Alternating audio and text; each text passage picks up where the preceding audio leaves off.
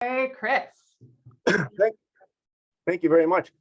I really do appreciate the opportunity to talk here. Wendy, this was very helpful to me. I'm going to share the screen now, if I may. Let's see. That work? You'll see it okay? Perfect. Yep. Very good. Move this out of the way. Okay, I'm also planning to teach Intro to Ethics, an Emoja section next semester. I'll talk with Leah and actually Andrew Gill or Andy on that as well soon, I think. So the value of philosophy, there's the title with memes and charts, but there's a lot of charts. And, you know, I hadn't really, I guess, spent enough time focusing on a formal presentation. I address this question of the value of philosophy, of course, in every class and every semester, but I've not really put something together like this before, which is weird since I've been teaching for about 62 years, exaggeration. And I've been needing to do this for a while because I don't think most people have a sense of what philosophy is, and that's because it's not required in high school, at least in the United States. And in addition to that, there are popular politicians and science figures who are well known and well famous, and their words are followed, who have publicly denigrated my discipline, which I find odd. And so that's what I want to offer is a kind of handy, there's 24 slides, there could have been way more, but there's a lot of links in them, and I hope they'll be useful as a kind of go-to to students who are interested in philosophy. Like, here's something you can see very quickly, an overview of that discipline. And as I note here somewhat jokingly, but not really, the very question itself is philosophical. We're already engaged in it as we go. And of course, here's our first meme, and maybe our last. There's not that many memes, actually. Thinking about a major in thinking. This, you'll note, is Rodin's The Thinker, and it's found in just about every single philosophy program webpage, except ours. And that's because I don't think it gives the accurate representation of what philosophy is. This gives the assumption that philosophy is just sitting there with your head in a weird position and for some reason totally naked and doing nothing but thinking, which is incorrect. There's a lot that philosophers do, and thinking is a large part of it, of course. And one of the concerns that people have is, you know, is this field, is this discipline going to be useful in the future? Is it going to be automated? There's lots of things that are getting automated. Here is a painting, and it may be that painters' jobs are going to be at risk because of open AI technological resources like DALL-E, which is brilliant, named after the movie WALL-E about artificial intelligence, and of course Salvador Dali, the painter.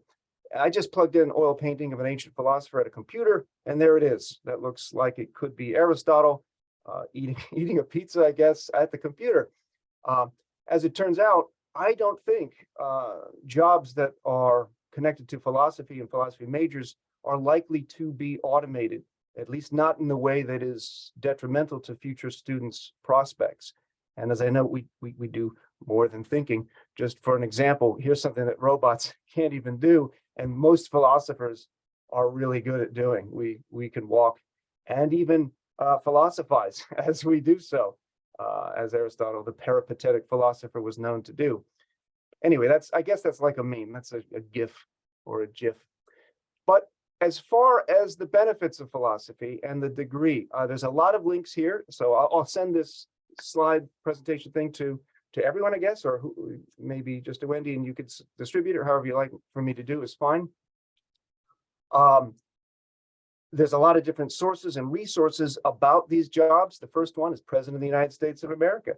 There's actually a number of former presidents of the U.S., Thomas Jefferson comes to mind in particular, who studied philosophy, and of other leaders of other nations who've studied philosophy. You click on this link here, it takes you to the APA, the American Philosophical Association, gives you huge lists of people within the Supreme Court who took philosophy classes or majored in philosophy. Same thing with philosophers. It's not surprising that a job for a philosophy major might be a philosopher or a philosophy professor. And the likelihood of a robot taking your job, I'm not entirely sure about the accuracy of these numbers. There's links on the bottom here to show how they come about them. I've seen different numbers. The point is, the concern or the worry of professions that philosophy links to, the worry that they'll be automated is much lower than in other disciplines. And so we'll see why that might be. But high school teacher, elementary school teacher, political scientist, arbitrator, lawyer, politician, public service, librarian, reporter, artificial intelligence analyst, a little bit of humor there about them being part machine. All of these are professions that are easily and readily linked to a degree in philosophy, or even just a minor in philosophy, or even just having taken some classes in philosophy that will benefit students here at SBCC. There's more. Here's a different link for more information about why these are possible jobs for philosophy majors: cognitive scientist, market research analyst, marketing manager, writer, editor, literary critic, advertising sales agent, school principal, policy analyst, economist, software engineer, tech entrepreneur, nonprofit, social justice organizations, and school and career counselors comes up. And there's a lot more. And I wanted to thank formally Wendy Peters for directed me to the what can I do with this major link as well. Lots of information there that I think is very useful. And there's more jobs than just these, but these are some of the more obvious ones that connect. And some of these jobs, the cognitive scientist, for instance, that comes out of a combination of philosophy of mind and formal logic, which are both disciplines, sub-branches within philosophy.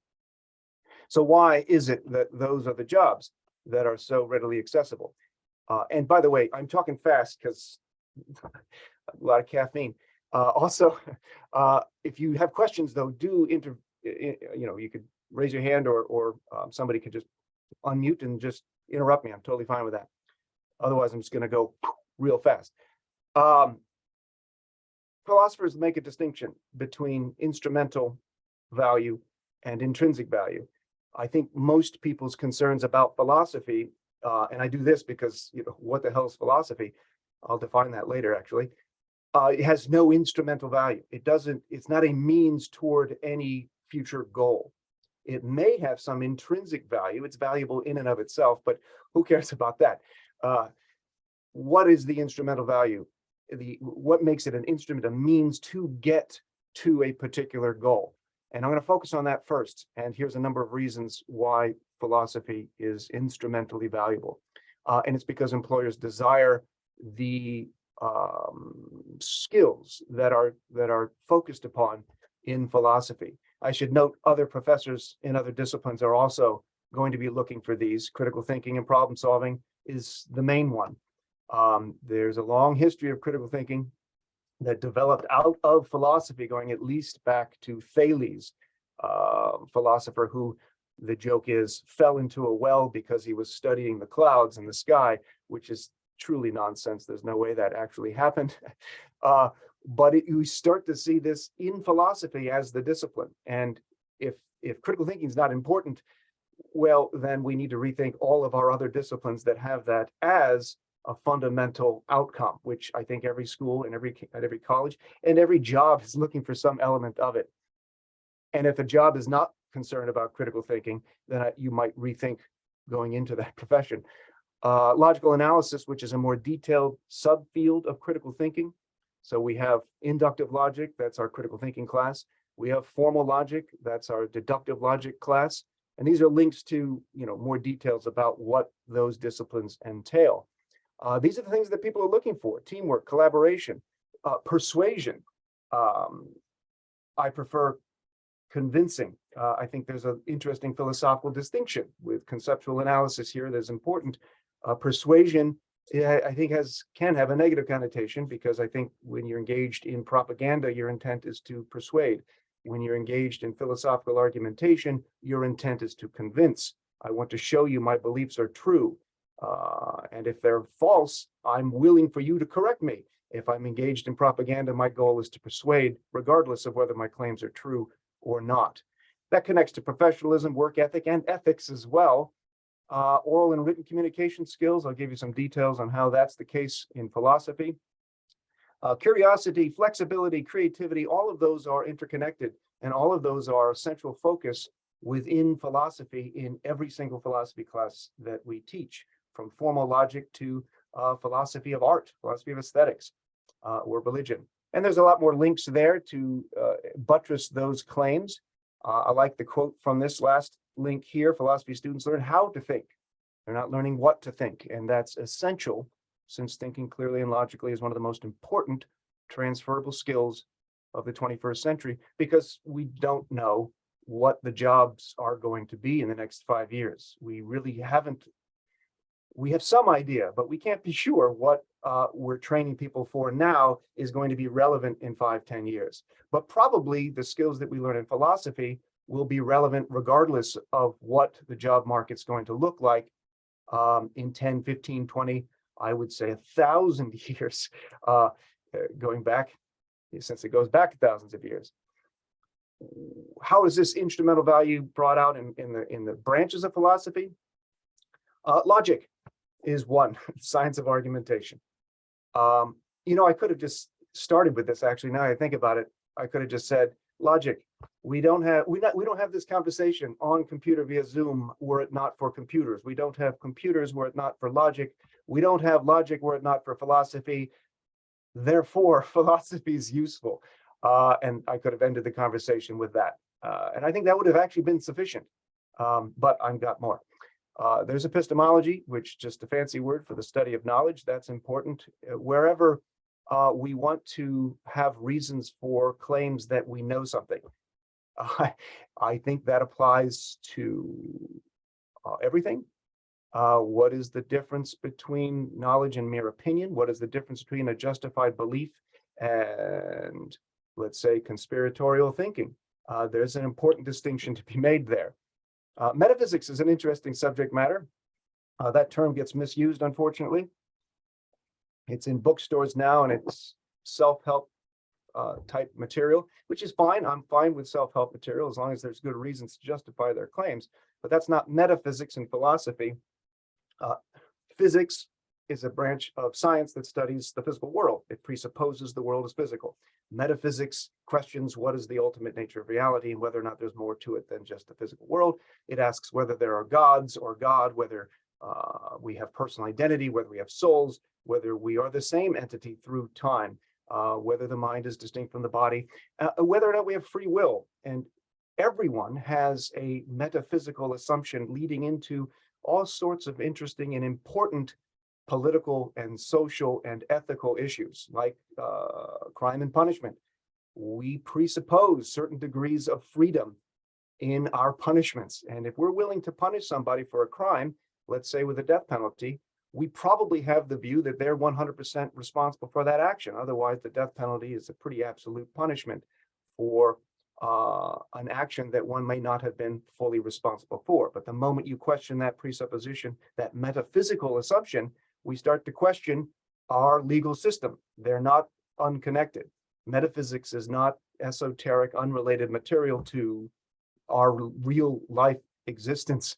It's fundamental to it. It's just that we don't actually think about what leads to our assumptions about the world. And the same could be said, of course, about ethics. These are fundamental disciplines, and there are tons of sub-branches of each of those 4 branches. And in each of those 4 branches, fundamental concepts like truth, knowledge, consciousness, and justice, these are concepts that are the focus of philosophy, that are not in the same way the focus in other disciplines. We'll talk about ethics, of course.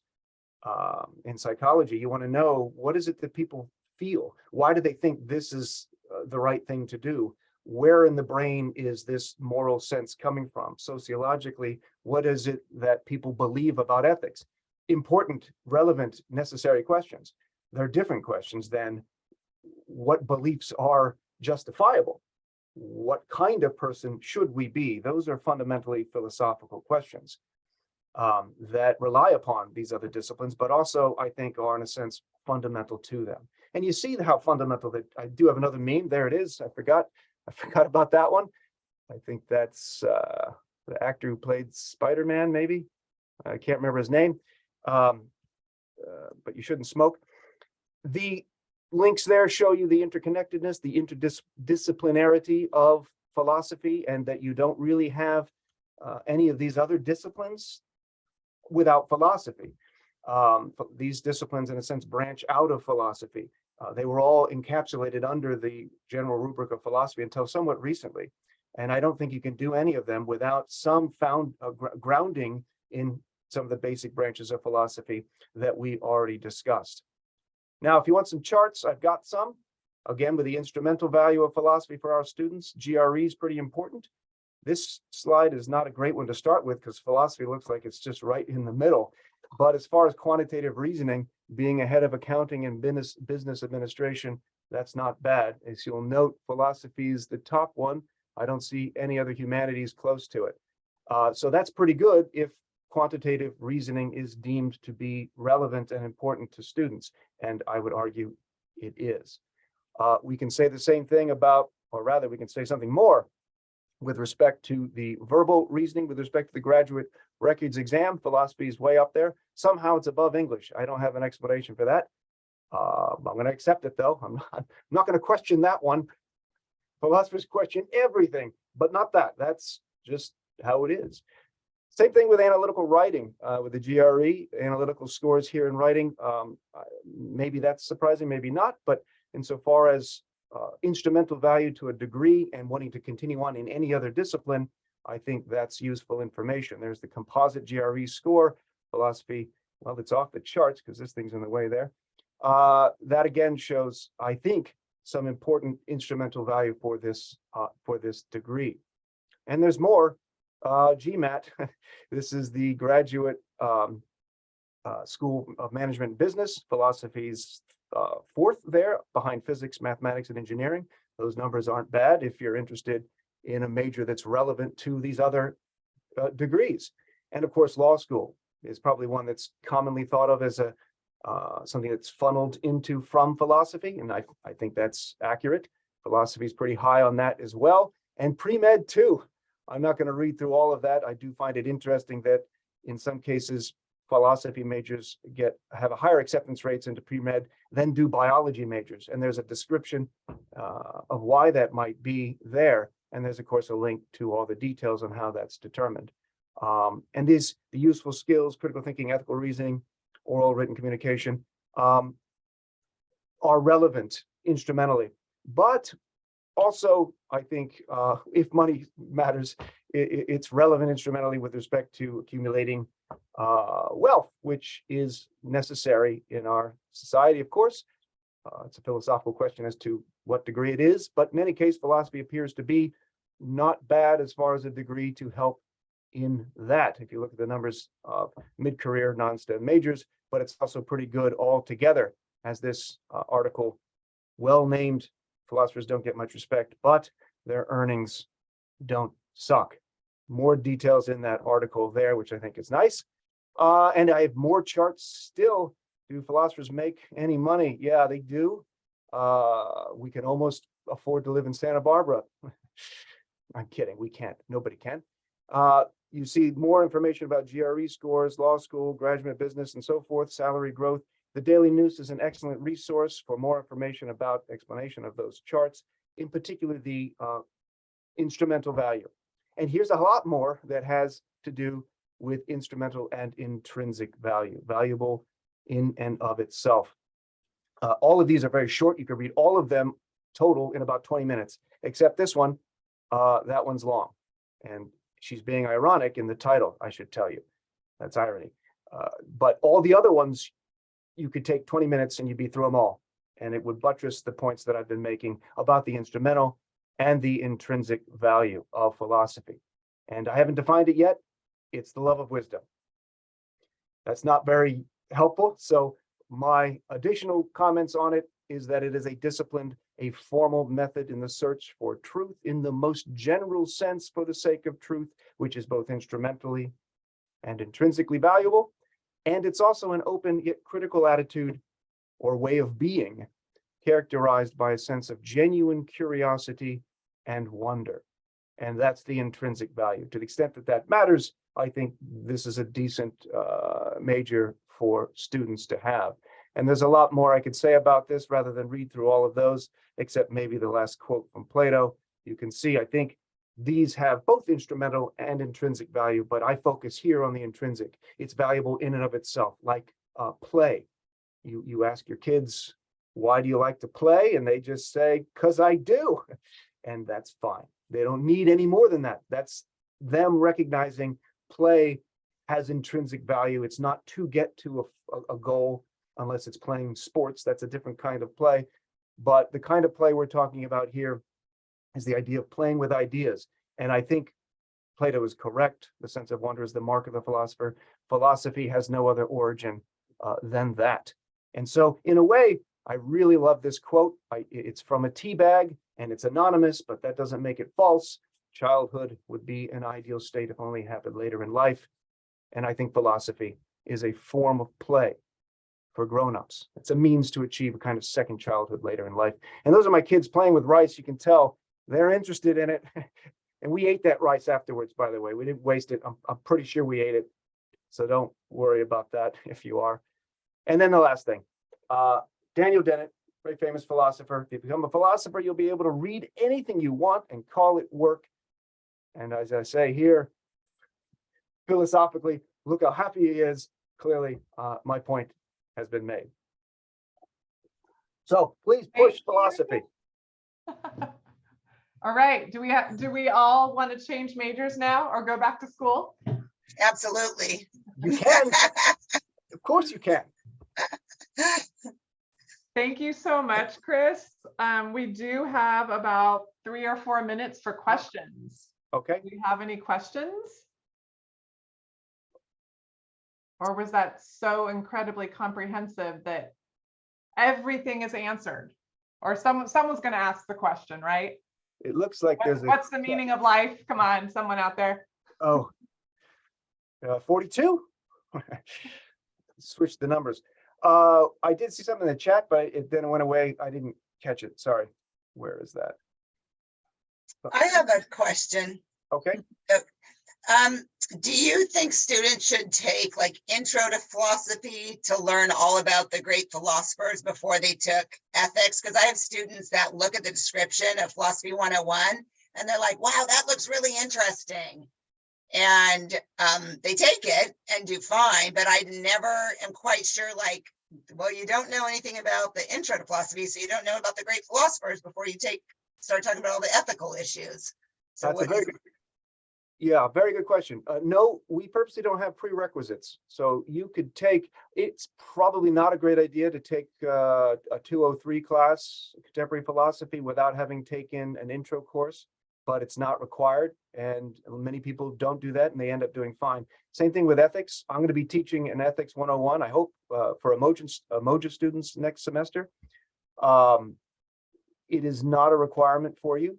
An intro, for instance, is not always, the way I do it is via branches of philosophy. So it's just getting at logic, epistemology, metaphysics, philosophy of mind, philosophy of religion, and so forth to give you an introduction to the topics, and ethics as well. But the way we do ethics, it is an introductory course. And so I would go with students' interest. And if they have an interest in ethics before do the intro, tell them to go for it. Yeah.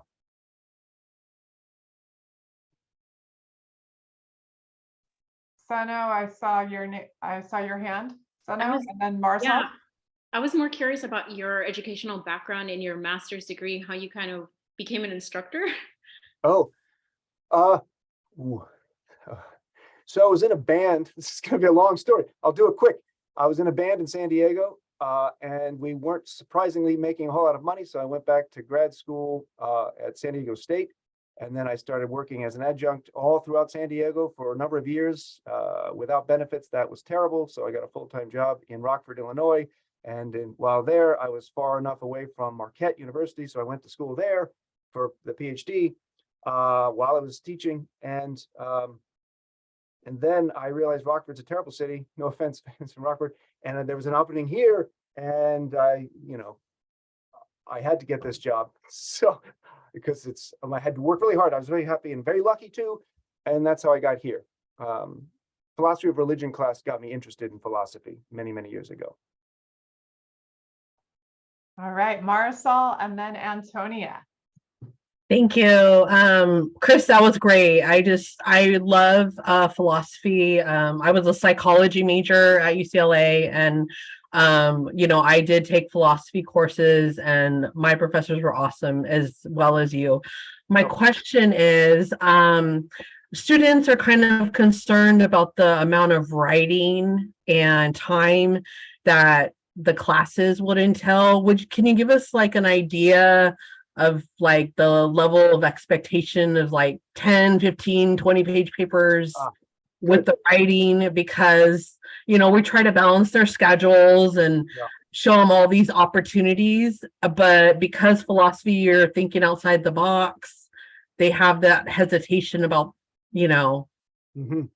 So, well, in order to maintain the benefit of the skills of writing and oral communication, we do have that as an element, especially in the critical thinking and writing class. So I think there was a question in the chat, that's similar to and meets the same criteria as the English 111, but it's focused on philosophy and it's focused on inductive logic, and the writing requirements there. I do it as 2 decent sized papers, 7 to 8 pages each. But they are projects that have parts of them leading up to those papers, and there's a lot of small writing assignments. Overall in the semester, it doesn't seem like a lot because you're doing bits and pieces as you go, but it could be upwards of 20 to 25 pages. Don't tell students that, because that's misleading. They'll think, oh my God, that's too much. But no, when you're doing your short work for each reading, that doesn't take up much time. That's not that hard. You get a lot of my feedback. It ends up being a lot of writing. In addition, we have sometimes projects, portfolios that Mark does, I know, and you can write dialogues as opposed to straightforward papers in some cases. But even the writing course, that course shouldn't dissuade students from taking it because it's deemed too much. I wouldn't say that. I absolutely agree. And I constantly say that there's multiple things they want you to think about and, be able to explore, what's not being said. And this year continue to be creative. And so I just wanted to kind of share, some of the feedback with students are worried, but a lot of them that do take it were like, I love the class, ethics, comparative world religions, So, thank you for sharing. Oh, thank you. And Antonia, last question. Oh, he got my question. Thank you, Okay. Christopher. Thank you. All right. Thank you again so much, Chris, for coming and presenting. And we'll send out that presentations so all counselors can see it. We'll send it to everyone. So Well, I'll send it to you then, I guess. Okay, yeah, that's perfect. And I'll send it out. And also, are you comfortable with our sharing that with students? I encourage it. Can I require it? Okay. I encourage it. Yes. Thank you so much. I really Okay, appreciate it. thanks again. Thank you. Bye-bye. Thank you. Thank Happy you. St. Patty's Day. All right. And Sergio, will you introduce our next faculty presenter? Yes, I'd be more than happy to. And I really want to thank Andrea Cullinen for being here with us today. I reached out to her after Jared and Elizabeth came and talked to us about the new pre-calculus course, because we had a lot of questions about statistics and, CS Math 118, and Andrea teaches both Math 117 and Math 118. So really appreciate her being here today. And I want to thank Wendy, Antonia, Mary, and Katie for getting back to me and asking some great follow-up questions regarding Math 117. And I've summarized and passed them over to Andrea so that she can address them today. So without further ado, the floor is yours, Andrea. Thank you, Sergio. You're Can welcome. everyone hear me all right? Okay. So I made, of course, if you ask a statistician to come to a meeting, I'm going to bring a lot of data. So I don't want to dwell on a lot of the statistics for a while. We did a lot of research with Tableau to make decisions on this, the current status of the 110C So I'm going to drop the slides that I made into the chat so that you can reference them later, but I also want to make sure that there's time for questions. So I may kind of skip through it, but you'll have it just to reference. So I'm sending that now. Can you let me know, maybe with a thumbs up, that you can open it? Yeah, okay, great. So let me share my screen and I'll just jump into it. I kind of thought it would be worth starting from the beginning about the whole AB 705 and now 1705 thing that we're going through, because I think it kind of sets the tone for what, as a department, we've really been struggling with to try to support students as they're going through this. So a little history of what happened here. Prior to fall 2019, remember that Math 107, which is immediate algebra, was a prerequisite for Math 117, Math 114, and Math 137. And this was seen as a big barrier for student success. It was really slowing down the pipeline for students to get through. And so AB 705 established that students who have completed high school are considered transfer level math ready, regardless of whether they took intermediate algebra in high school, right? So this is where we started with this. And so the initial thinking was to support students who were considered underprepared. The state said, okay, well, why don't you start out by trying to offer these co-requisite support courses? They should be seen as like a just-in-time model, help students fill in the gaps that they need in the moment from a math perspective. But then they also did tell us that we had a 2-year window to show with data whether these were making a difference. If we wanted to continue, we can offer them, but if we want to require them for certain students, we have to be able to show that they make a difference for those students. So we started out in fall 2019 by requiring specifically students who had a below 2.3 high school GPA, that if they were taking Math 114 or Math 117, they needed to take it with support.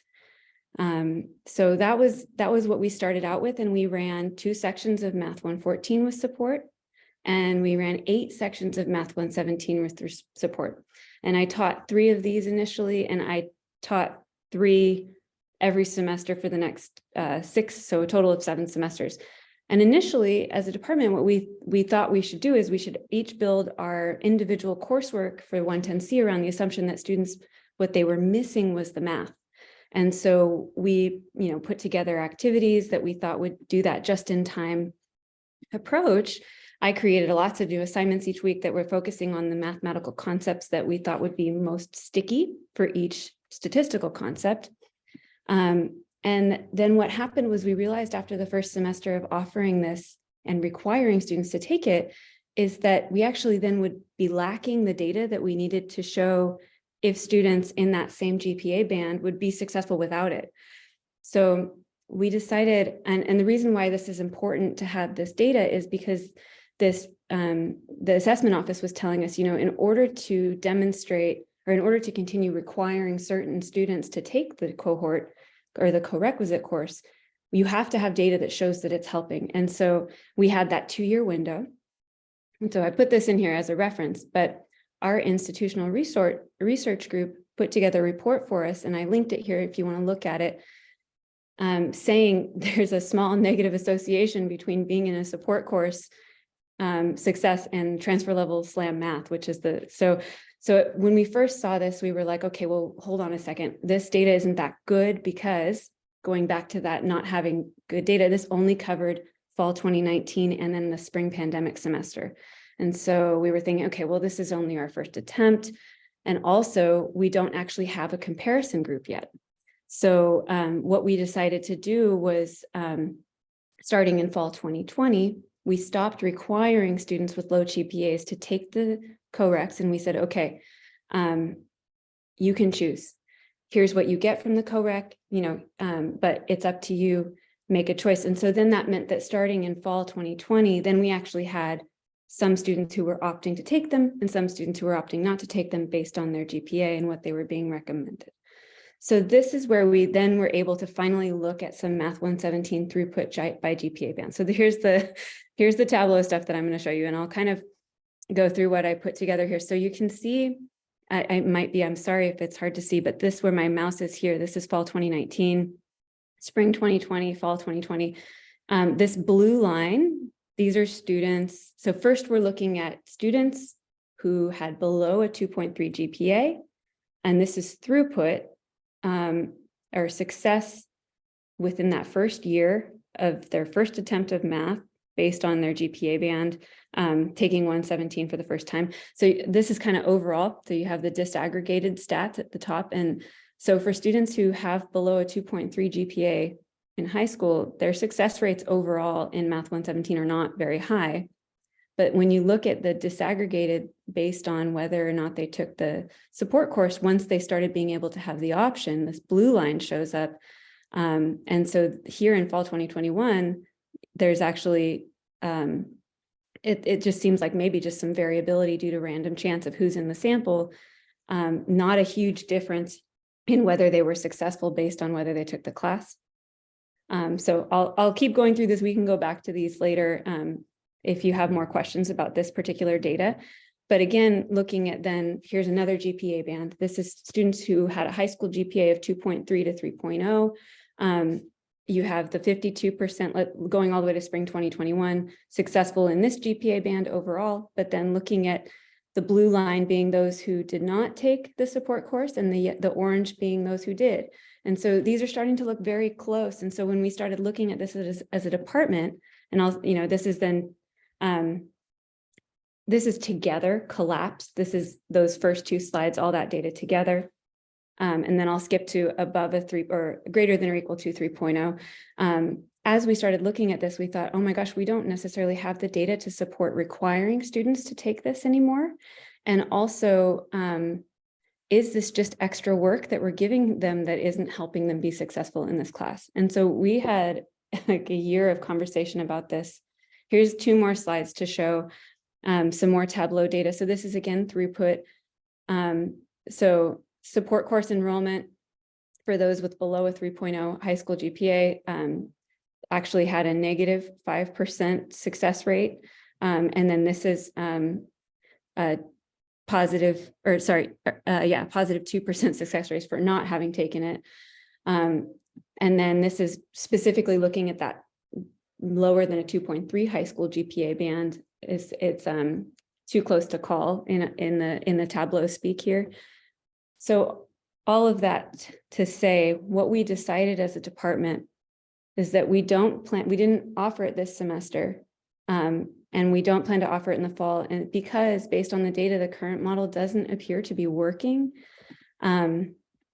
We as a department have really talked about this, like we need to regroup and figure out what students actually need in terms of support before giving them another 2 units of work, specifically math work in this case. And speaking for myself, 7 semesters of having, 100 students who are in the co-recs and realizing like, maybe it's not the math that they need, I was feeling a little bit burned out. So we are regrouping. We're talking about what they do possibly need for help, and we are not sure when we'll offer it again at this time. Now, all of that journey being said, that doesn't mean that students who might have been placed in 107 5 years ago can't be successful in 117. So what I want to talk about now is what I have noticed and what a lot of us have noticed about no matter what their background and preparation is for from high school coming into college, like the skills that they need to be successful in Math 117, number 1 is actually reading comprehension. One of the things that students are struggling with the most is this taking information from each individual problem. Like statistics is a tool, it's like a set of tools for investigating the world, right? So every time we look at data, we actually need to understand where the data came from, which numbers represent like the sample size, which numbers represent the statistic we're looking at. How sure are we about what we've got here? And so a lot of times what students struggle with is actually just pulling the right information out of the problem. Critical thinking, this is a skill that they will develop a lot in the class, and they need to be ready to challenge like prior beliefs in that way. One of the biggest things that we were able to tease out of the institutional research report is that students actually just need to set aside distraction-free quality time to do homework. And in particular, probably the best way to do this is, so that first they found that there was a strong positive relationship between the use of tutoring services and increased success in transfer level SLAM math courses. And what I think maybe is a great thing to encourage students to do when they're enrolling in a math class is see if they can schedule an hour gap in their courses right after their math course. So they can just go from IDC, whatever room they're in, right to the math lab with a couple other students from the class and just keep working on it while it's fresh. Because I think sometimes, like I've noticed in my class, they're going, there's momentum, but then they're like, oh shoot, and I'm hungry and I got to go to my next class, and so keep the momentum up, keep that motivation going. And again, I want to emphasize they don't need to have taken intermediate algebra to be successful, because the AB 705 messaging now is that we aren't even allowed to offer anything below transfer level. So we shouldn't be telling them that there's math they need to know. We need to help support them so that when they're here, they can be successful. Regarding course modalities for Math 117 for helping students choose what to select, this was another question that was sent my way. This is just for fall 22, when we actually had a good amount of courses to offer in each modality. Face-to-face Math 117s had a 58.9% success rate. The hybrid model had a 63.3% success rate, and the fully online had a 53.8% success rate. It's important to note here for students who are interested in this hybrid model, this means that they have some online coursework, and then they also have a face-to-face component. And I should note, so I'm teaching courses that are hybrid, and the other instructor who's been teaching them hybrid, the reason why we're doing it is because it helps us really flip the classroom. So what's hard to say about the hybrid model success rate is it the flipped classroom approach that's making the difference? Or is it that they have that flexibility of being able to watch videos at home, pause us when it gets stuck? Or it's hard to tease out what is in this difference in success rate. And again, with these gray differences here, it's really hard to say like that if this is just maybe due to random chance of who's enrolling in the classes. This red negative, this is interesting, the online class, and we know there's a lot of data saying that success rates are lower in fully online classes. I am really curious to see how this online success rate changes in the fall when we start requiring the math department. It will be requiring that all online classes have an in-person exam requirement. So students don't have to be in the area. They can go to a library. They need to just go somewhere where they can have their exam proctored. And this may change this percentage as well. Let's see. So one other thing to talk about with the course modality language is I've linked a new flyer here. We are using some more specific language to help clear up any confusion students have about which class to take. So what was previously called synchronous online, we're now calling online live. What was previously called asynchronous, we're calling online flex. Hybrid would be partially online, and then in-person is face-to-face. So I have linked our flyer that I think just went live that you can share with students, just explaining what to expect. And then there's a note here about this new remote online. We're not going to be offering remote online exams anymore as a department.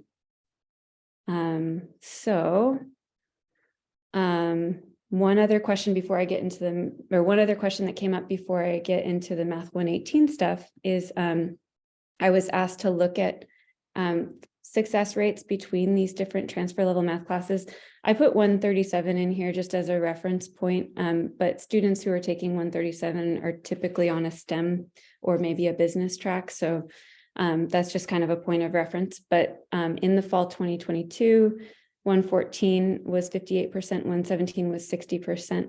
And what's tricky about this data is I know what the question was about students who are only just trying to fulfill that math transfer level math requirement. And I don't know how to tease that out of the denominator without specifically asking IR for those data. So we can look into this further if that's something we want to know. But I think typically it's pretty close. But I do think that the Math 117 does have it does have a lot more of that like reading and critical thinking type of work involved there. I linked this flow chart. I think you have seen this before too, just in case you need this. This lists the different math classes. So yeah, so that's what I've got in terms of the first few questions. And does anybody have any questions about that stuff so far before I get into the 118 stuff? Yeah, Wendy. Sounds like you're muted. Thank you. Yes, that was great. Can you explain, I know this term is used all the time, but the flipped classroom, like, can you go into a little more detail about that? Of course. So the flipped classroom, the idea is that you move all of the, lecture is seen as a very passive learning modality, right? That you're just kind of sitting there and absorbing information. The idea behind the flipped classroom is students watch what would be lecture videos online at home in their own time. And then when you come to the classroom, you're working on problems together. So in my classroom, it's we do a lot of work with lab assignments. So we're looking at real data in the class in small groups. We're doing a little bit of homework problems together because sometimes the math homework is what becomes very sticky. And maybe students might not persist through. If you get stuck at home by yourself on a math problem, you might not keep working on it. But if it's just watching a video, maybe you can actually just sit and get through that so that you're ready to come to class and work on problems. Does that make sense? Yeah, absolutely. Thank you. Okay. And Sabrina. Hi, thank you. That was great. I have a couple of questions. One of them was what the slide that showed what skills students need to be successful in Math 117. Is that something that you share with the students like on the first day or at the beginning of the semester so that they know like these? Yeah. Yeah, I mean, we talk about it a lot. It's funny that the baggage that a lot of students bring with them about their math, their past experiences with math is a real thing. And I think what's really interesting is I have to bring it up a few times. I even give a survey at the beginning of the semester to collect data, just asking lots of questions that maybe they can relate to each other about, like just like things about, how many siblings do you have? How far do you live from campus? And then we look at that data. And one of the questions that I ask is, do you think math is something you're either good at or that you can practice, like making 3-point shots when you're doing basketball, right? And I think most of them know that it's something that they just have to practice, but it seems to be something we have to just keep reminding ourselves about in the classroom. And yeah, I hear you. It's something that I know I share, but it seems like we just have to keep working on that, like it just takes practice. And like that reading part, that's probably the hardest part. And so sometimes we get out like highlighters. Okay, let's highlight this part. Like, what are you going to use this part for? So. Awesome. Thank you. It wasn't necessarily a question, but a comment. I liked your simplification of your new terminology for synchronous and asynchronous. And so I don't know if maybe that could be integrated into your guys' one-page description. I had to go back and read it a couple of times to figure out, okay, which one was the synchronous and which one was the asynchronous. So I just feel like I had a hard time doing that. I know students are going to be more confused with it. And especially since everyone else still calls it synchronous or asynchronous, they're going to wonder like, what is this and how, what the changes are. So I don't know if maybe your little slide could be incorporated into the one-page description. It helped me. Okay, so maybe even if it just says like previously known as, like in that same flyer, I'll make a note of that. I know that just that was something that was a project this semester. Flyer. I like the names of it. It's just, I know since it's so new, I think people will have a hard time figuring out what it is and trying to figure out what it used to be. Okay, cool. Thank you for that feedback. I really appreciate that. Other questions about the first few slides before I get into a little bit more about Math 1? I know I'm looking at the clock. I'm sorry. We're getting up to the almost 2. So I'll keep going and see how far we get. So just to bring some background to the Math 118, the data science for all class. This is a slide that I know Natalie put together to share campus-wide when we did a in-service presentation. This is how this got started. So we actually are collaborating with UCSB on the Central Coast Data Science Partnership. And so through both that partnership and also the California Alliance for Data Science Education, we received a bunch of support from both UCSB and UC Berkeley, who provided like access to course materials, internships for students to produce this class Data Science for All Math 118, CS 118. So, I mean, the inspiration behind these grants that keep coming through are that, you know, four-year institutions do want our students to have these skills. But what's tricky, and I'll get into this on the next slide, is, or I guess in a little bit, I'll start with what are we doing in this class? This is like almost just a much more modern way of doing statistics, but you're doing programming at the same time. So students are learning statistical thinking, but they're also programming rather than doing point and click and populating things by clicking through an interface, they're programming it themselves. So with that support that we had from that grant work, we were able to first offer the course in fall 2021. So it's very new, which means we're still working on articulations. It is modeled after UC Berkeley's Data 8 course, and it does transfer to Berkeley.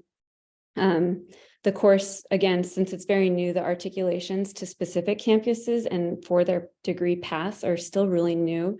But we're actually ahead of the curve. And so Natalie is being asked to go speak at other conferences often for other community colleges who are developing this pathway as well. So it's exciting, but what it means is that it feels like we're like, okay, go. And then, oh, wait, hold on. We don't have this articulation right. So it does feel like we're in this transition right now, but it does satisfy transfer requirements for data science majors going to Berkeley and UC San Diego. The UCSB thing is kind of, quite frankly, it's been kind of a messy path. It articulates with UCSB's Computer Science 5A, which is, they have a 3-quarter sequence now. And UCSB is working on this pathway. When they created their data science program, I think there were different departments that tried to do this at the same time. And eventually they just decided, oh, let's just rebrand the statistics major as data science. So it doesn't, what we have so far doesn't articulate with what they have at this time, but it's in progress. So we have to just be patient with that pathway. But it is important to note that Computer Science 5A at UCSB is now listed on the pre-major worksheet for sociology, and it's acceptable as petitionable courses for pre-major for communication, environmental studies, as allowing an alternative for PSTAT 5A at UCSB. So we're in progress. It also is IGETC 2A and CSU GE B4. So those are things that students can accomplish by taking that class. The targeted audience would be any student who wants to study data science or earn our new, we have 2 new pathways here. Students can earn a certificate or they can earn an associate's degree here at SBCC. Any student who wants to learn modern statistical techniques and learn Python at the same time. Most undergraduate or most graduate programs now and undergraduate programs are implementing or using data science techniques in any student research now. So any student who wants to do research should probably learn some of this. And applying inferential thinking and computer skills to any subject matter will help a student in their career. If you can put knows how to program on your resume, it's going to look good.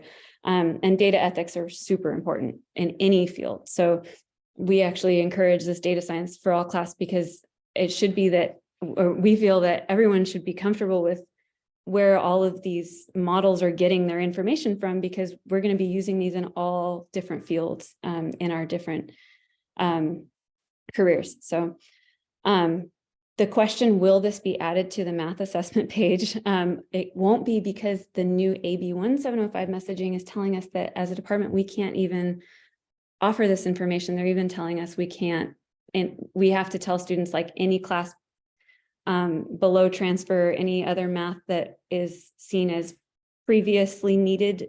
We don't want to, I guess the chancellor or the chancellor's office and this messaging from the law is saying like, we don't want to discourage students from just going right into the first math class. So, so we're being told we can't really even use this math assessment page. And so we're not adding that, but I linked a quick YouTube video. I'll let you look at this on your own. I need to make an updated one, but basically just like a minute. What we want to do is make little minute-long videos of just like, what are you going to learn in this class? Why would this be a cool class to take? Maybe more just encouraging students to take it, but also just what is this going to look like? But this is a project maybe for the summer. Yeah, so that's everything I have for slides. And I made it to 2, but I don't know if I have a lot of time for questions. So we're good. And I see Marcel's hand. Thank you for sharing that information on the data science. I was just curious. So they get a SLAM track placement, which math 118, which is also computer science 118, is in the SLAM track. Then they also get a B STEM track placement, which could put them at 137, 138, or 150. Would you recommend a student to take both the data science and like math 137 or 138 or 150 in the same semester? Because when you look at it, it's almost like 9 units or something of math. yeah, and I know it's programming as well. So, and most students try to take around 12 to 15 units. Yeah, I think it, if students have never taken programming before, and you don't need to take the class, there's the learning curve is pretty big. You know, it's like it's a long haul to learn the first couple weeks of programming, but then once you get into it, it actually starts seeming very similar to Math 117. I think if you're already taking 150, I do have a couple students who are taking 150 and taking Math 117, or sorry, 118 right now. But I think it depends on what kind of time students have outside of class, because like you said, that's a heavy load. And, you know, sometimes I even think with like taking, for students who would have previously been put in the co-requisite courses, taking even English 110 and Math 117 in the same semester can be a heavy load, you know? So I think it's hard to have like a boilerplate recommendation for every student. Every student is so different, you know? Sorry, I can't be more specific, but I No, think, that's great. yeah. I'm building actually with Natalie the new data science certificate and AS degree for guided pathways. Cool. And so we're kind of strategizing, because I'm like, if I were to put Math 118 or CS 118 with either 137 or 138, 150, they're going to be like, wow, that's like a lot, you know? Yeah. And so just, it's really helpful. And I know about all the grant money and all the support and all of that. But I just, I just wanted to share that feedback and ask, you know, how you felt about it as an instructor in math as well. Thank you. Thank you. That would be also a good follow-up conversation, like to have with Natalie as well, just to really think about like what does a course load look like in terms of setting aside your 2 years of your pathway to a data science degree. Right, because and I said, you know, when your students can take either CS 118 or Math 118, are you guys going to balance the section availability in each? Or we've been team teaching okay. for the whole time we've been offering it, so students can enroll in either class, but we essentially like we split the creation of videos or lecture depending on what modality it is, and we just take turns teaching the different lab classes, but we also take turns grading assignments, and we both are looking at different work too. So actually the fall will be the first time that I'm only teaching it. But when Natalie comes back from her sabbatical, we're going to continue team teaching it until other faculty are up and running with learning how to teach the class. So it's actually been really fun team teaching it with Natalie, because I've learned so much from working with another instructor. It's been great. Yeah, when I put like math in the class, I would want to put CS 118 instead of 2 math on a student education plan, because just the thought, and it's like a psych thing, you know, 2 math, no, I'm taking a math and a computer science class. It's kind of an illusion, right? And I do a lot of the STEM, and that's why we're kind of strategizing on the map, like how should we build it when it's separate for transfer? We're trying to align transfer maps separate from the certificate and the AA. So yeah, I was just like, how should we frame it to make sure that the students understand what's entailed? So thank you for your feedback. I appreciate it. Thank you so much for being here this afternoon and taking your time on a Friday to be with us. We really appreciate it. And I'm going to send out the presentation that you put in the link. I'll send that to everybody. So all the counselors will have it, and those who aren't here today as well. And if you have any follow-up questions, you can always email me. I'm happy to help. And thank you for inviting me. Thank you. And I want to second, our gratitude toward you. Thank you so much on a Friday. And we learned so much. I did. And, thank you. We'll see you around. Yeah. Okay. Have a great weekend, everyone. Okay. Thanks. Bye. Bye. All right. So now I'd like to introduce Dayna Marable, who will be speaking for the next half an hour from Grand Canyon University regarding the nursing program. So we appreciate your being here today, and you can share your screen. You can take it away. Awesome. Thank you so much. Well, yeah, thank you guys for having me. And I am going to share my screen. So just give me a second. And if you guys could just give me a thumbs up when you can see my screen, that would be very helpful. Okay, I'm seeing some thumbs. Awesome. Well, before I get started, I just want to introduce myself. So like Wendy said, my name is Dayna Marable, and I'm a local nursing admissions counselor for Grand Canyon University. Some of you may have heard about GCU or seen like our TV commercials. I know those are pretty popular nowadays. So our main campus is in Phoenix, Arizona, but the programs that I'm going to be talking with you guys today, there are various options. So students don't necessarily have to move to Phoenix to participate in any of our nursing options. And so I'm excited to be here and share with you guys, because I think this is going to open a lot of doors to a lot of our pre-nursing students that many of you are probably working with. So here we go. We have, like I said, various pathways that students can enter kind of at whatever point that they are at with pursuing nursing. So the first one that I'm going to touch on, I'm excited that I can share with this, because we have partner schools that we're not partnered with every community college nursing program, but fortunately we do have a partnership with SBCC. With your guys' nursing program for our concurrent enrollment. So this first one, concurrent enrollment, is for students that are admitted into SBCC's nursing program. So they have the opportunity to take BSN courses with us during their breaks from SBCC, so summer break and winter break. So that is an extremely time and also money efficient program for students that want to get their BSN. And they don't have to relocate, because they're doing the nursing program at SBCC, and then they're taking their BSN courses with us online. And I'll go a little bit more into detail. This is just a general overview. So that's kind of our first pathway for students that apply and are admitted into your nursing program. The second one that we offer is our accelerated BSN program. This is not a second degree program. So students can apply to our ABSN program just with prereqs. And we always recommend students, and we work with them to complete their prereqs at SBCC and do as many as they can with you guys, again, because we want to make sure we're recommending whatever is going to be the best for the student, both financially, time, and so that they don't have to relocate unless they need to.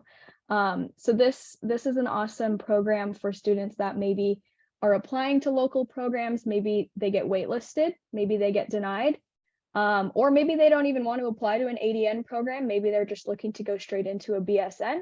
Our accelerated BSN program is an awesome opportunity for that student population. And again, I'll go a little bit more into detail on the next slides.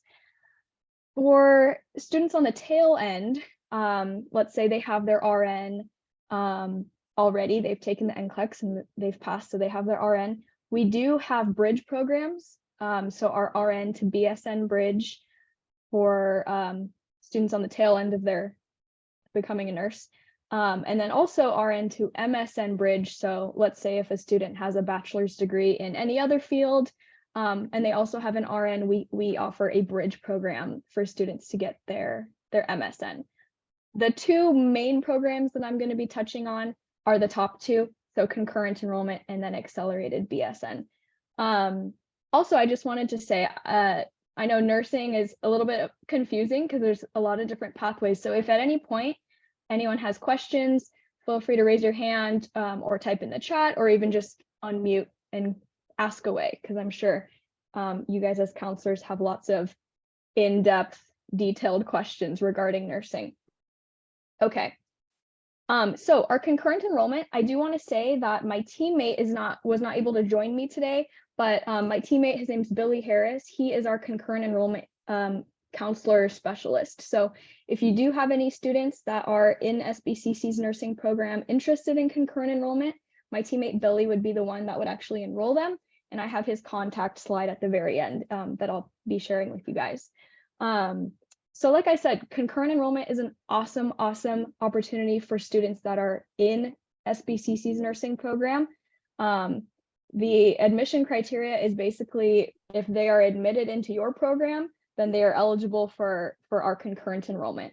So I'm going to show you the next slide because I'm a visual person. And so this is an awesome way to kind of visualize this. So this is actually using SBCC's nursing program schedule. This is if a first semester nursing student were to be looking at their pathway for concurrent enrollment. So as you see, the first semester, they take pharmacology and med-surg 1. Then during their summer break, they would take 2 GCU BSN courses completely online, and they are back to back. Students really like this modality because number one, it's online, they're able to do it at their leisure. But also number two, even though it's concurrent, it's not at the same time as their ADN courses. And then also having the courses over their breaks allows students to keep up their study habits, especially nursing students. They want to make sure that they're not losing those good study habits and also just the information as they are eventually preparing to take the NCLEX, which is intense. So like I said, 2 BSN courses over the summer, and then you'll see 1 over each winter break.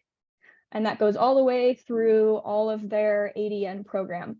At the bottom, you'll see the dark line, and that represents when students are applying to the BRN, getting their number and their eligibility to take the NCLEX. And then we're assuming that they're passing the NCLEX. And then the courses at the very bottom are the courses that they would take following the NCLEX with GCU. So their timeline really is up to the students after that. So some students like to take a little bit of a break and then jump into their remaining BSN courses. Some students like to just charge head on and do it all back to back. But it's really nice because we're able to be flexible with the students and with where they're at, especially with applying to jobs and things like that. So timeline wise, we're looking at the 2-year nursing program with SBCC. And then after the NCLEX, students are able to double up if they want. So you'll see at the bottom, those are all 5-week courses. So if students double up, they can be done with achieving their ADN, their RN, and their BSN concurrently in less than 2.5 years, which is, again, it's awesome because it's really time efficient, money efficient as well, and they don't have to relocate. So I'm very excited that I can present on this to you guys because we do have that partnership with SBCC's nursing program. This is very similar, but I just want to show you guys to compare. If a student does have a previous bachelor's degree in any field, they can choose to do our ADN to MSN bridge. if they want their master's rather than their BSN. So it's just a little bit different as far as what courses they're taking. But that's another opportunity that is just opening doors for students. A lot of our students, opt in to doing concurrent enrollment because being able to put on their resume that they are enrolled in a BSN program really is appealing, especially in California to hospitals. A lot of hospitals in California want magnet status, so they require a majority of their employees to have or be pursuing a BSN. So it's just an awesome opportunity for students to further their career and then also just get their BSN in a very short amount of time compared to if they were to do ADN and then BSN afterwards. Is there any questions on concurrent enrollment? I see there's someone in the chat. Since we have the partnership, what is the price for a class? That's a great question. Let me go back. Oh, where's my slide? Okay. So we actually have a built-in scholarship for concurrent, and it's actually only available to our concurrent enrollment students because we want to be helping with this nursing shortage. Nursing is one of our biggest initiatives as a university. So students who choose to enroll in concurrent enrollment pathway with GCU, they receive an automatic reduced tuition rate of $250 per credit during the concurrent portion of their program. So when we meet with students one-on-one, one of the first things that we do is always a budget sheet because we like to be really transparent with students up front, both with the pathway, the timeline, which is why we have schedules like this, but then also the budget. One of the most important things that we like to get in front of students early on with concurrent enrollment specifically is because these courses are going to be cash pay, because with how FAFSA works, FAFSA only works with one institution at a time, as I'm sure you all know as counselors, but so obviously SBCC is going to be their main institution as a full-time student. So it's really important for us to be able to share this information with students as early as possible, because sometimes, most of the time students are able to put away money, or if they have grants or anything like that, it's setting them up for success the earlier they know about this opportunity. Any other questions regarding concurrent enrollment? Okay, and if anyone thinks of anything, drop it in the chat. Okay, so I'm going to switch gears a little bit to discuss our accelerated BSN program. This is the program that I enroll for. So GCU does it a little bit differently, where we actually have counselors that specialize in different programs rather than having one that does everything, because we like to be really one-on-one with the student, be able to get to know them and their situation. We're also local, so I love meeting up with students in person and being able to help them in the best way that I can on a personal level. So on that note, accelerated BSN is the program that I enroll for.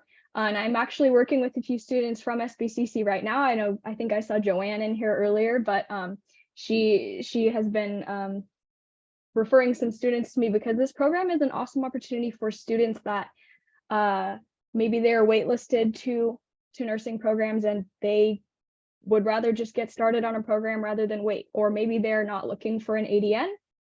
Maybe they want to get straight into a BSN. One of the highlights of our ABSN program is that it once you start the core, it is 16 months and you have your BSN. So a lot of students that I work with that maybe they are waitlisted at a school, by the time they would be hearing back from that, if they had started with our ABSN program, they would already be halfway, or if not more than that, done with their BSN rather than waiting. So I always tell students, like, time is money too, so that's always a factor. So our ABSN program, unlike some other ABSN programs, this is not a second degree program. So students can come into this program without having any other previous degrees. We just look at their prerequisites and the other requirements like GPA, which I'll touch on. So this is an awesome opportunity again for students that are looking for a program that is not impacted when they're applying. We do not have a point system when they're applying. So again, I work with them one-on-one, as long as they meet the requirements and as long as there's a space open at the ABSN site that they choose for the semester that they choose, they basically will get in as long as they meet the requirements. I see a chat. What is the cost for the ABSN? So the 16-month program, the 16-month core program is $53,550, and that includes all books. We also have tutoring. So that's like the all-encompassing number. And we are a private university, but again, like I said earlier, one of our main initiatives is nursing and combating the nursing shortage. So we have scholarships built in already to the ABSN program, which is why we're able to have it be a lot less than some of our other local private university nursing programs. Good question. So like I said, it is accelerated. So students are earning their BSN in as little as 16 months once they start the core. And I say as little as because we also evaluate students to make sure that they, have all the prereqs that they need. One of the perks is that we have multiple start dates per year. So students can choose to start in the spring, the summer, or the fall. So there's a lot of flexibility with when they can start. Students are able to choose an ABSN site. So this is one of the most important things that I work with students with, because right now our ABSN sites that are open for enrollment, right now we do not have any in California. So students do have to weigh, are you able to relocate for those 16 months to get your BSN? Most of the time they're able to, because rent in California is a lot more expensive than anywhere else. So our ABSN sites, there are 2 in Arizona. So we have one in West Phoenix and then one in Tucson, which is South Arizona. And then we have one in Las Vegas. And the last one right now is in Salt Lake City. So those are our main 4 that we are open for enrollment. And a lot of the times, I work with students and I ask them, like, do you have family? Do you have family friends? Do you have friends from high school that are going to college locally in any of these places? And a lot of the time they do, and they're willing to relocate for those 16 months to just get their BSN. So based on the site that they choose, they will start with our ABSN program, and it is a hybrid modality. So their lectures and everything will be online, and then they will go into the site in person for their on-site simulation labs, for all of the things that they're going to be practicing hands-on, etc. Their clinicals will also be obviously in person at local hospitals to whichever site that they choose. And this is not on this slide, but another highlight is that we don't have a application fee, and we also have rolling applications. So students can really apply whenever they want, and it is free. That's something that I work with students on one-on-one with once we do an evaluation. And so that kind of leads me to the next slide.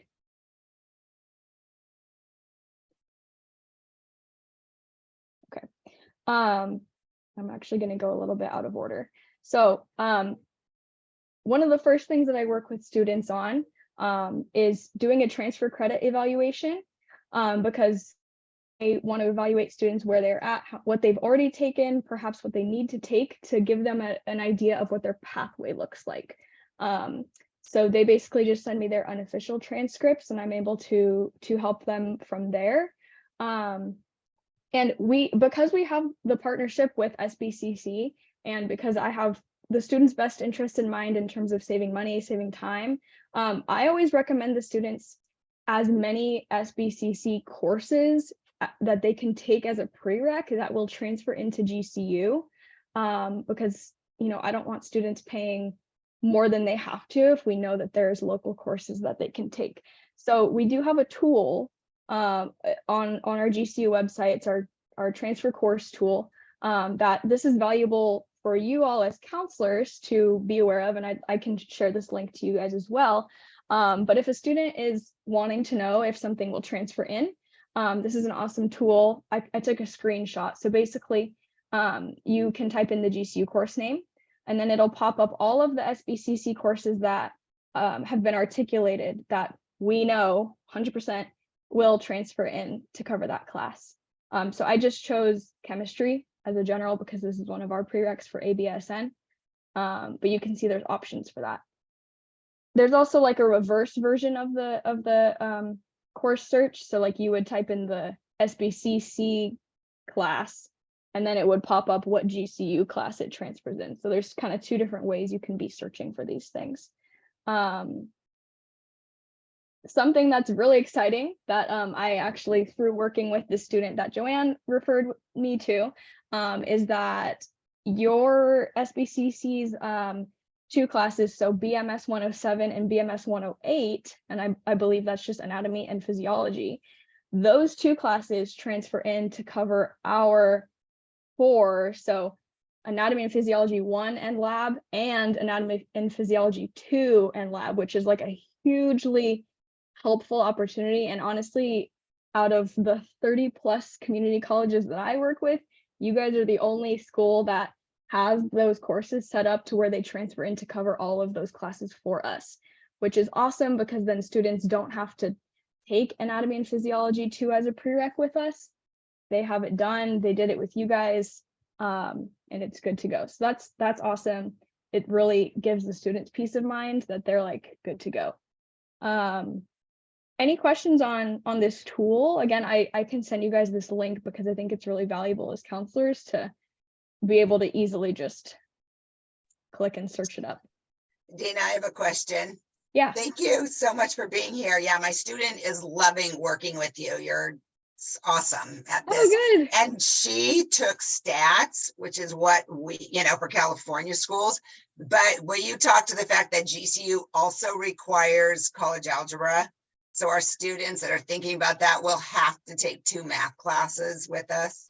Yes, yeah. So one of our, it's considered a gen ed, is math. We call it Math 144. It's basically just college math.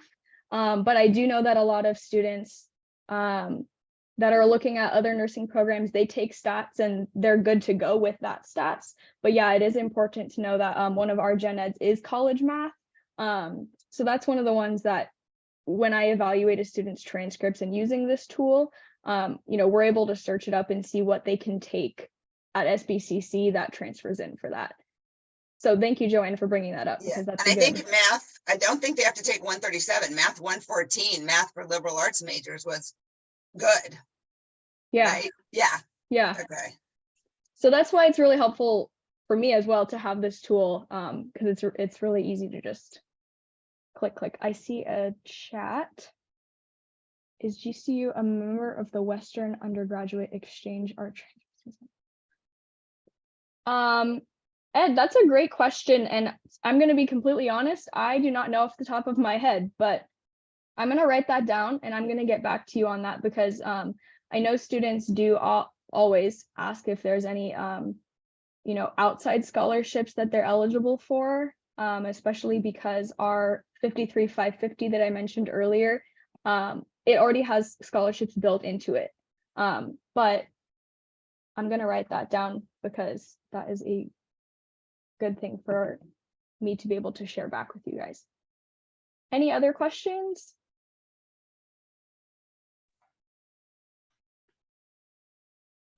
Okay. So like I said, we have about 2 minutes.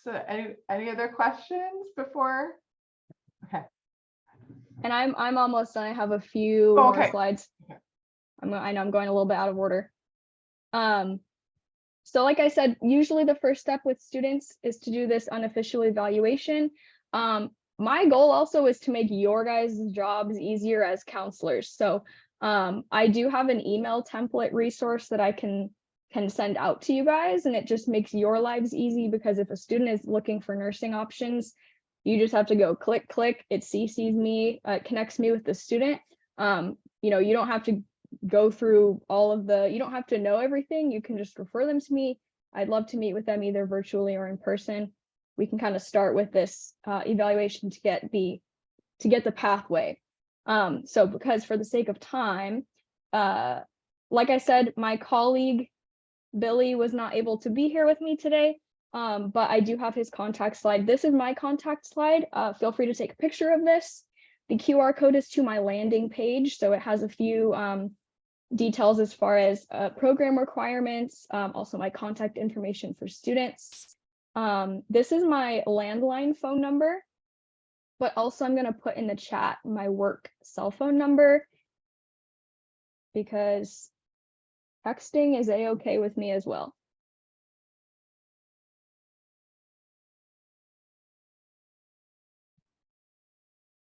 I have a question, Dayna. Yes. Hi, this is Marisol. I'm one of the nursing counselors at City College as well. Thank you for Awesome. being here. I just wanted to clarify, they're licensed in Arizona, not in California.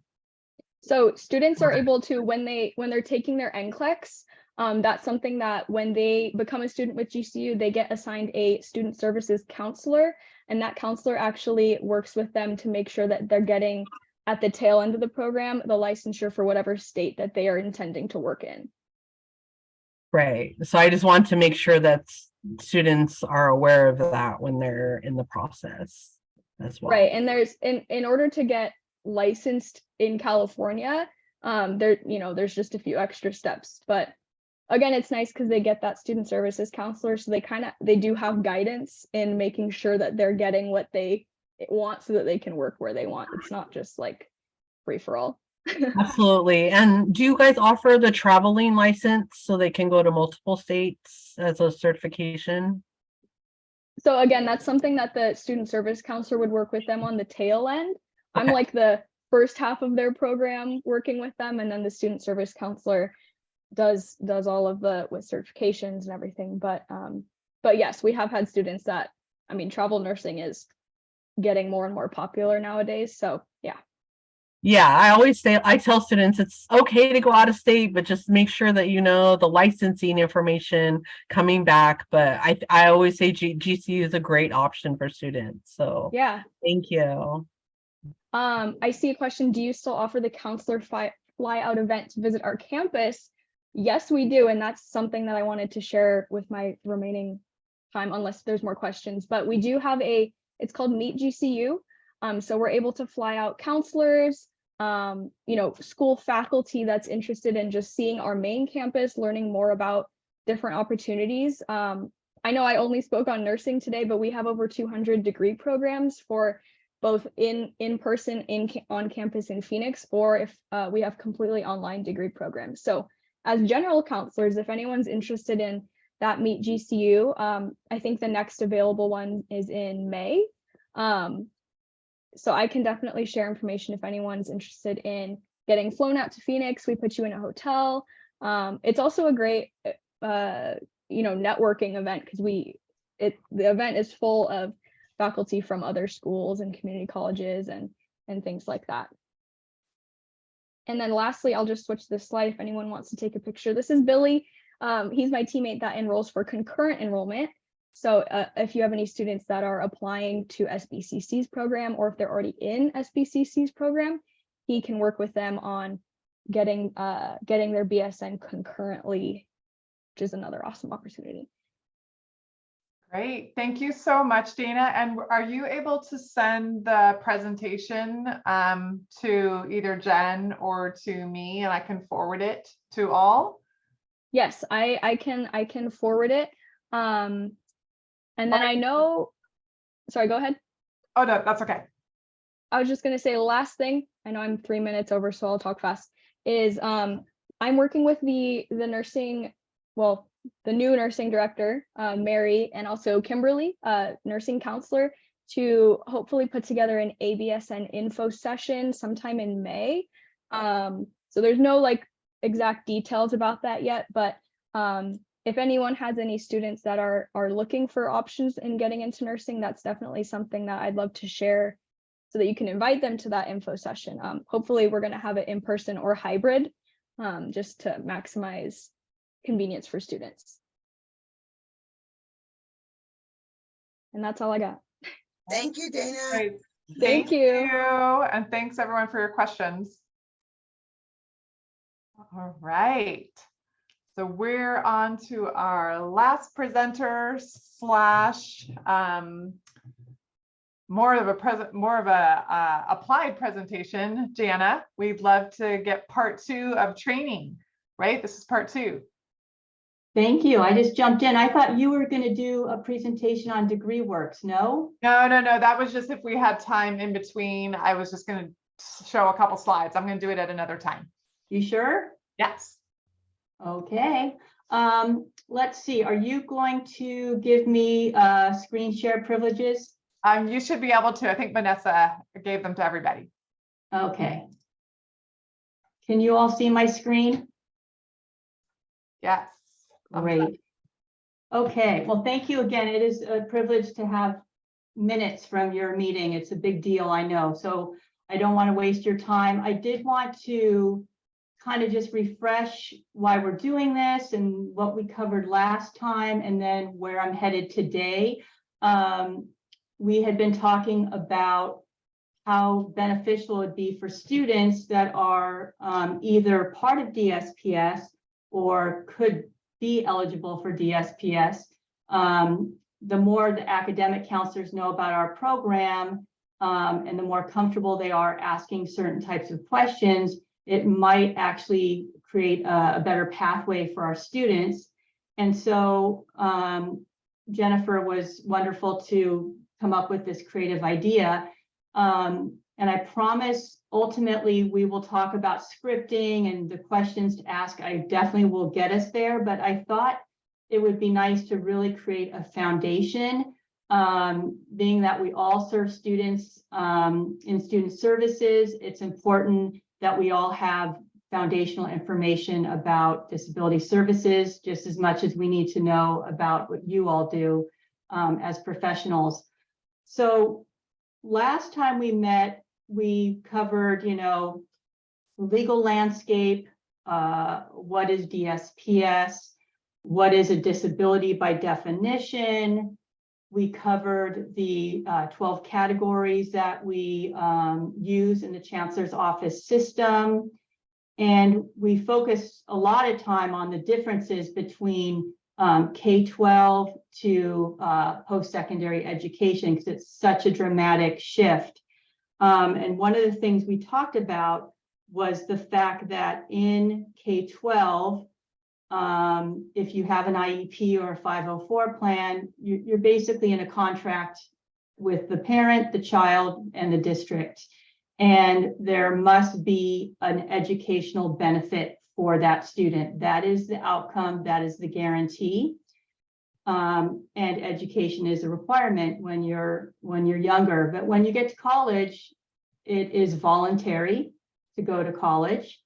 And because it's voluntary and the rights transfer to that adult student, the goal is quite different and the access is quite different. So in post-secondary education, whether it's community college or any public, private, four-year institution, the law requires us to provide access, and that is it.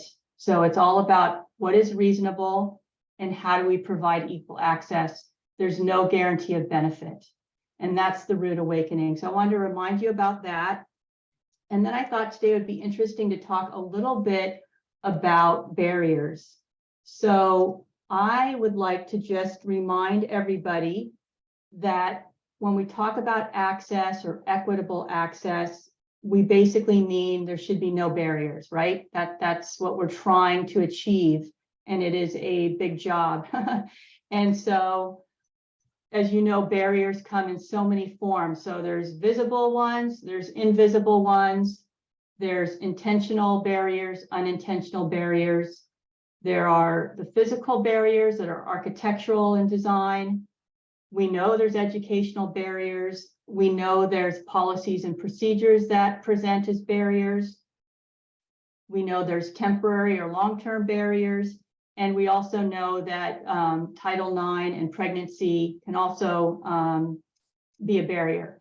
So the list could go on and on, but just kind of getting everyone thinking sort of big picture. And so the most important point I want to make today is that to provide access to our students, it is a shared responsibility. It is not something that DSPS can or should do alone. And a lot of people don't understand the breakdown of the responsibilities. And it's just a great opportunity to review that. And so in DSPS, we are providing access that is educational in nature. It is academic. That's where it begins and that's where it ends in terms of our legal responsibility. However, as you can imagine, all sorts of barriers come to our attention, even though they're not really in our purview, and we do whatever we can to address and resolve them. We do have an ADA coordinator on campus. And I think a lot of people don't know that, and that's Adrian Betty.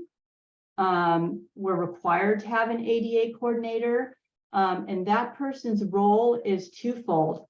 One is they're managing an appeal. So if someone was denied what they thought was their rightful accommodation, they have a place to go beyond DSPS to have that heard and vetted and considered. But outside of that, we have so many barriers that are outside of the classroom, and those have to be addressed in a timely manner. And so that is why campuses have to have an ADA coordinator to look outside of instruction. To give you an example, we had a student that was getting close to graduation, and she had postponed all of her chemistry classes because she was wheelchair bound and there was no way she was going to be able to fully participate in her lab. And thankfully, we had enough notice, and Marilyn Spavento was here at that time, and I believe that she was my dean at that time. And I was able to go to Maryland, and we were able to pull in all of the right people into this conversation, and we were able to purchase an accessible lab station to be placed into perpetuity in that lab. And so she was able to complete. So we should have had an accessible lab to begin with, but we have very old buildings, and we're kind of, doing backfill at this point. So that's an example of something that's beyond DSPS's scope, but certainly top priority. And so we bring in the people that we need to identify a plan and the funding source and how we're going to make it happen. So that's where Adrian Betty gets involved.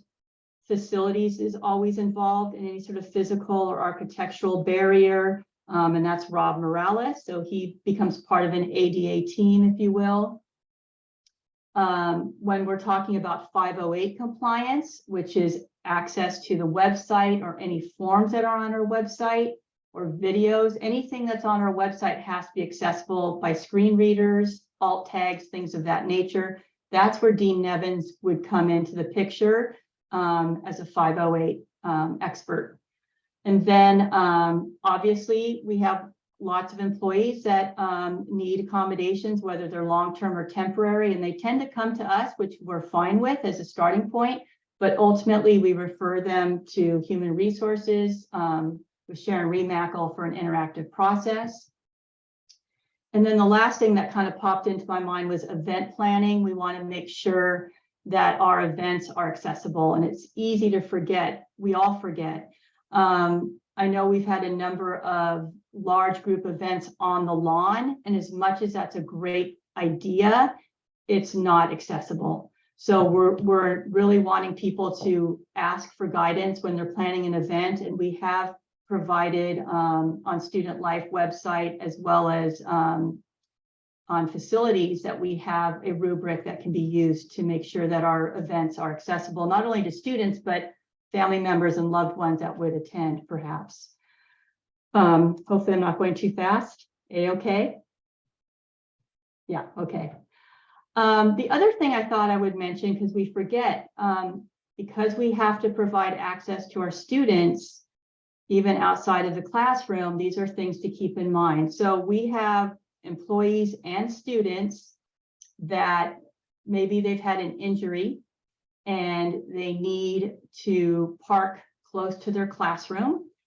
And we are not the DMV, so we cannot issue a DMV placard, but we do have the ability to provide a 10-day temporary medical parking permit. And that allows the student or the employee to work with the DMV to get a placard. So I want to make sure that we all knew that that was available, and we work with HR in order to provide that to staff as well. We also have tram service that is only for students unless it goes through HR. Then of course we do everything we can to partner with whoever it is that needs the help. But we do have tram service. It's not an accommodation. And we were very thoughtful about that decision because it's really difficult, especially post-COVID, to get people to work and be the tram driver and do all these things. It's crazy how hard it is to employ people right now. If in a perfect world, we'd have tram service all hours of operation, but we haven't been able to do that. And we share this responsibility with security. And as you know, they've been grossly understaffed. So we do provide tram to the best of our ability during the in-person hours. And we call it a service, not an accommodation, in case we can't deliver, and it's not a mandated accommodation. Unless it really is necessary for a student, then we would make it an accommodation. And then last but not least, adaptive furniture. Some of our older classrooms and older furniture presents a barrier for people that are either larger or mobility impaired or pregnant. And that's not a good setup for a student that's trying to learn. So we work closely to provide adaptive furniture in classrooms as needed. And we have a process because we don't have this furniture in every single classroom as much as we try. And as long as we know a student needs it and we approve it, then we go ahead and move it around campus and place it where it needs to be for that student. So I want to make sure you all knew about that as well. And then I just want to talk a little bit about the landscape of disability services and how it's always changing, just as your landscape is changing. We've learned very quickly that we don't operate in a binary world where we have yes or no answers. Interestingly enough, when I started 12 years ago, it seemed like a lot of the scripting had yes and no answers, and it seemed okay at the time, but things have changed radically, and we've learned our lessons, and we do not operate in yes or no anymore. And I will give you a lovely example of that in a moment. From an ADA point of view and an Office for Civil Rights point of view, we must consider every request. We have to use the interactive process. We have to look at like fundamental or essential requirements of a course or a program when we're considering a request. We have to have a process that's deliberative, and we have to apply the standard of what is reasonable. Because remember, we have to provide access and it has to be reasonable. So if we deny something, we have to be able to show the process that we used and the rationale for denying. So we're not allowed to just say no. It's a lot of work, but it is a process that is student-centered. So in saying that, I wanted to share a great story that I have never forgotten, and I think it's very effective for this purpose. So it's hard to keep everybody current on all the information. It's not really possible. We have a lot of student employees. We're constantly having turnover, and we love that we have student employees, but it's hard to keep everyone on the same page. And so I think it was about, don't quote me on this, but I'm going to say it was probably about 5 or 6 years ago. We had a parent. It was during our enrollment season, and a parent who called the welcome desk, and through an interpreter, this parent was deaf, and they were asking the Welcome Center if they would be able to provide an American Sign Language interpreter for the tour that their child was going to go on. And not surprising, this individual who had great intentions said, "I'm sorry, we don't do that. We only provide accommodations for students." I'm not saying that his answer was wrong, given his training, but the answer wasn't right.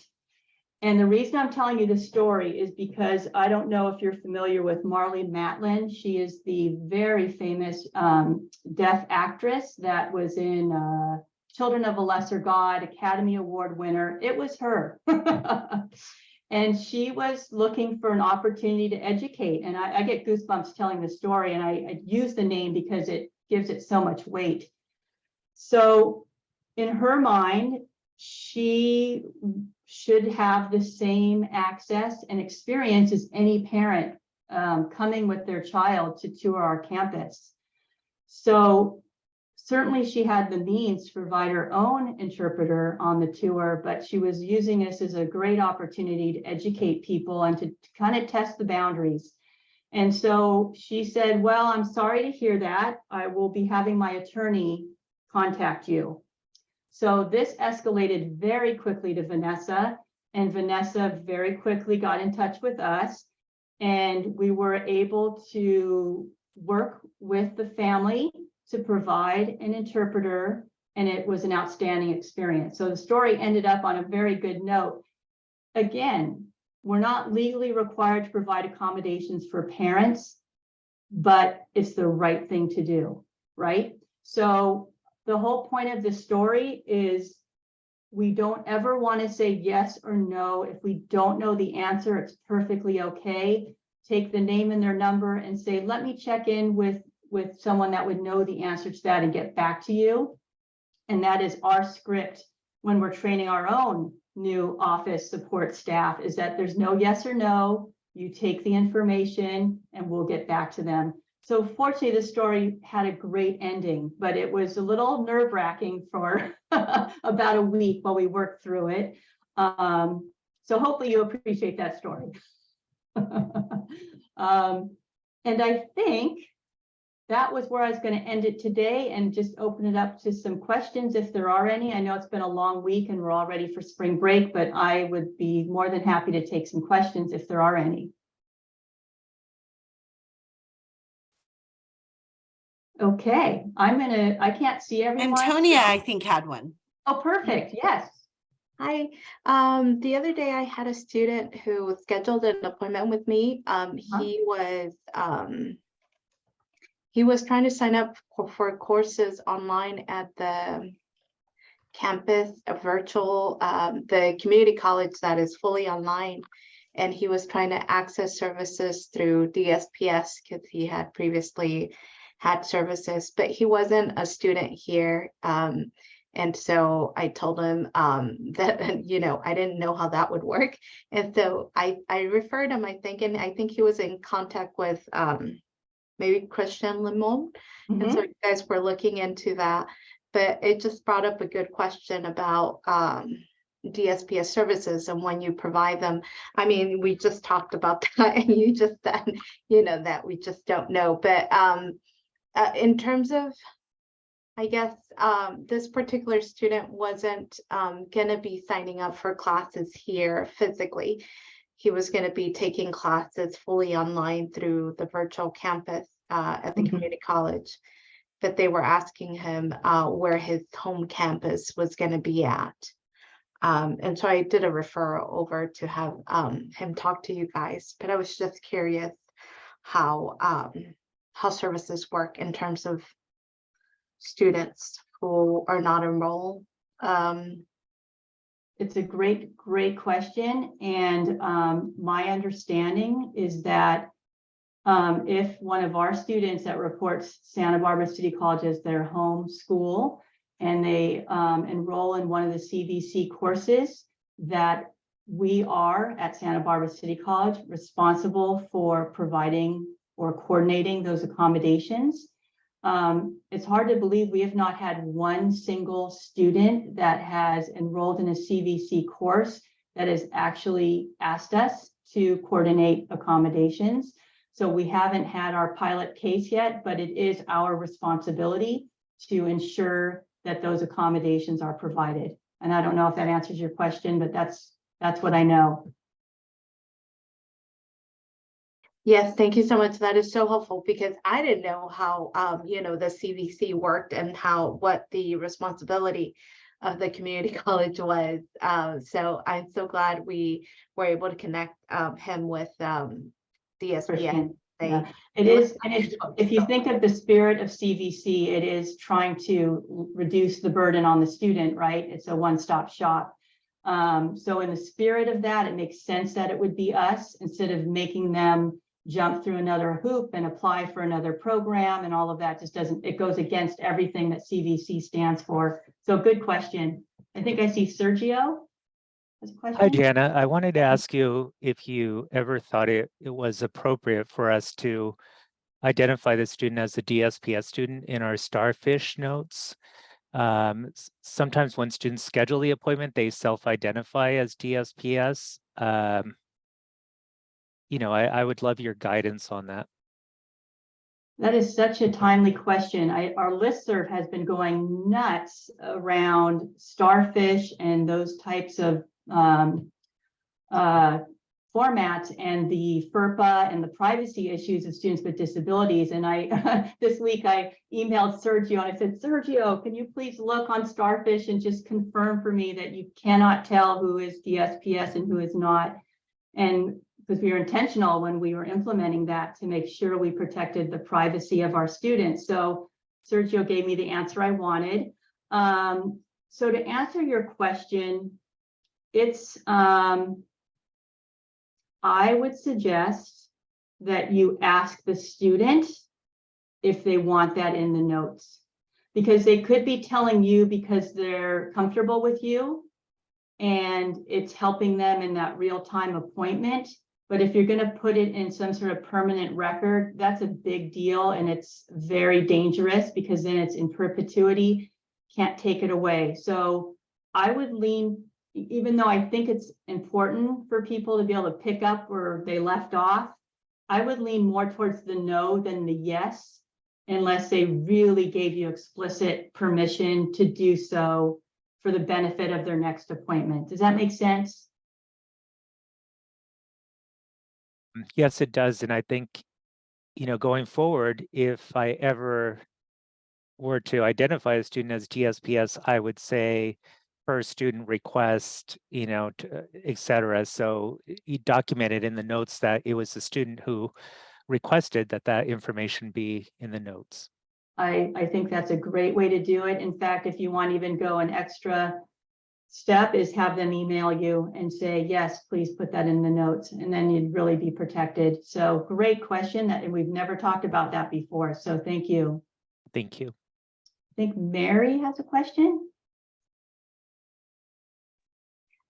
Hi, thank you, Jana. And I'm so sorry. I think my internet's unstable. So if I go in and out, my apologies. Okay.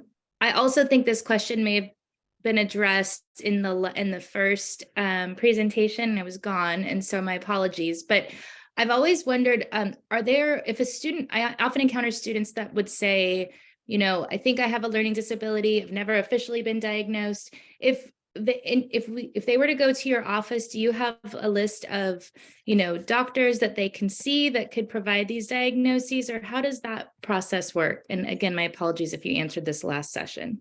No harm in repeating it. And I'll make it brief. So right now we're not providing testing for a learning disability in our department because we don't have enough specialists, because it's a very sophisticated skill set. If we're successful in our recruitment right now, then we will offer testing again next year.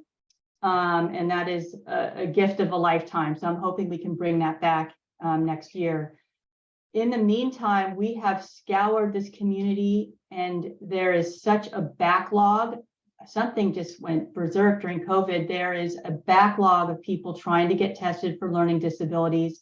We cannot find anyone that's taking people right now. We can't find anyone that's affordable. I mean, we're talking $3,000 to $5,000. I mean, that's not, right. I don't feel comfortable. Now, some of them take insurance. So there is a list. I mean, if you refer someone to us, we'll give them the list of people they can call, but we will also warn them that it's very costly.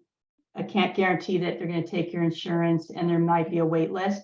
But that's for a learning disability, which is its own very unique category. In terms of other things, like attention deficit disorder, which is like our third largest group of students that we serve. We have a screening tool, and we have a low cost referral to ADHD Online, and we are just thrilled with the reports and the value and the validity of these reports. So that's a new referral that we have. And then if somebody comes to us and they have absolutely no way to get verification of a mental health disability, I mean, we have to go through the list and make sure there's no other avenue for getting some sort of verification. We do have someone we're working with at low cost in the community that has a great turnaround. So we can help with mental health referrals and ADHD. Health and wellness, health office has resource lists for all the other areas, but hopefully that answers your question. Yeah, absolutely. And if I actually know of a professional in the community that's starting to do this, like a K-12 psychologist, should I put her in touch with you? Please, I thought I contacted all of them, but yes, please do. Okay, she just started. She's full, she's a psychologist now, but she's going to start to do that as well. So Good. Yeah, I'll send clear her it. my way, please. Let's see, Wendy? Thanks, Jana. And I know it's 3, so I'll be really quick. Going back to Sergio's question about putting things in the notes.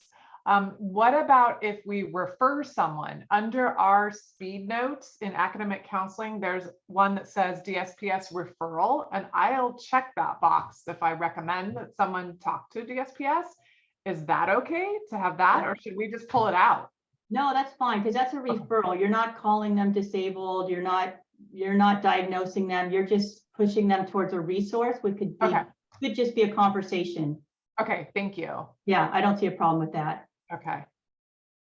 And thank you so much, Jana, for being at our meeting today again on a Friday afternoon. And all the information is so helpful. Do we have the first one, Jen? Do we have the slides? I don't have the slides. No, I don't. I'll send both of these to you. Thanks. Awesome. Thank you. And Thank you. Have a great weekend. weekend. Thank you, everyone. Jana. You're welcome.